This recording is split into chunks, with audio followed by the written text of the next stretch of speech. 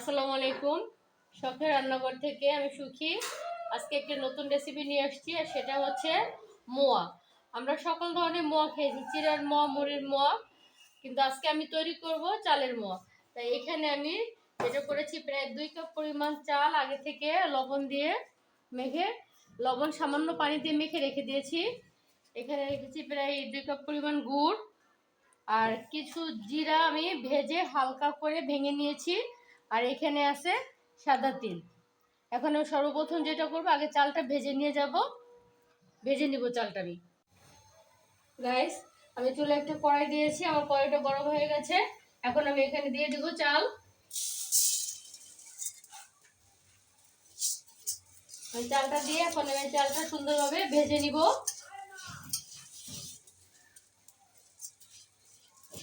Guys দেখেন, চালটা ভাজা হয়ে গেছে। এখন আমি এটাকে চুলা থেকে নামিয়ে নিব, আর এইভাবে আমি সবগুলো চাল ভেজে নিব। আমি চুলা একটু কড়াইতে প্রায় 1 কাপ পরিমাণ পানি দিয়েছি, আমার পানিটা গরম হয়ে গেছে। এখন আমি এখানে দিয়ে দিব গুড়।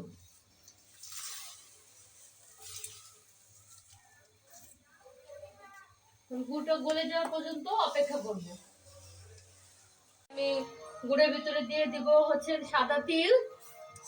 এরপর আমি একটু দিয়ে দেবো জিরা ভাজা, আধা ভাঙা করে দিয়েছি। এখন আমি এটা ভালো করে একটু নাড়া দিয়ে এরপর আমি দিয়ে দিব চালগুলো, ভেজে রাখা চালগুলো আমি এখন দিয়ে দিচ্ছি। দিয়ে এটাকে আমি খুব ভালোভাবে মিক্স করে নিব।